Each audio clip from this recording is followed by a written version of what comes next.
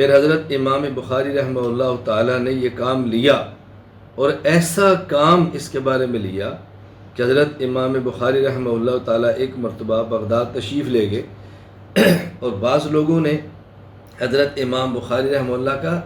امتحان لینا چاہا، تو کہا جی ہم نے آپ سے کچھ احادیث کے بارے میں معلومات حاصل کرنی ہے۔ امام بخاری فرمائیں تو انہوں نے 10 آدمی تیار کیے، اور ہر آدمی کے ذمے 10 احادیث لگیں کہ اس کے متن میں بھی تبدیلی کرے اور اس کی سند میں بھی تبدیلی کرے۔ 10 آدمی، تو گویا 100 احادیث ایسی پیش کی گئیں جن کے متن میں بھی تبدیلی ہے اور ان کی سند کے اندر بھی تبدیلی ہے۔ اب ایک شخص کھڑا ہوتا ہے تو حضرت امام بخاری رحمہ اللہ کے سامنے 10 احادیث یوں پیش کرتا ہے کہ پہلے سند بدل کے، پھر متن بدل کے۔ تو جب ایک حدیث پیش کرتا ہے اس کا متن بھی بدلا ہے، سند بھی، حضرت امام بخاری رحمہ اللہ فرماتے ہیں لا عارفہ، میں اس کو نہیں پہچانتا۔ اب عام عوام کا ذہن بن رہا ہے کہ امام بخاری رحمہ اللہ کو احادیث کا علم نہیں ہے،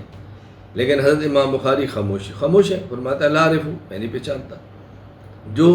ماہرین تھے وہ سمجھ کے کہ امام بخاری کیا فرمانا چاہتے ہیں،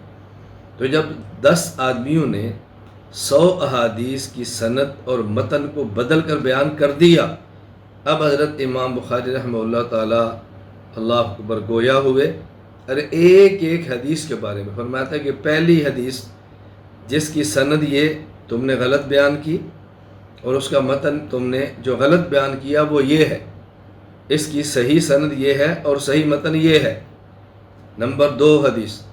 اس کا جو تم نے اس کی غلط سند بیان کی وہ یہ ہے، اور اس کا غلط متن بیان کیا وہ یہ ہے،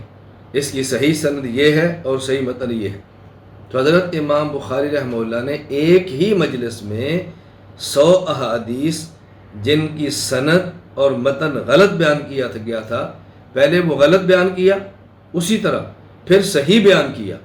تو دیکھو کس طرح حضرت امام بخاری رحمہ اللہ تعالیٰ نے سے اللہ تعالیٰ نے کام لیا ہے، اور کس طرح آپ کی خواب تعبیر کے مطابق صادق آئی ہے۔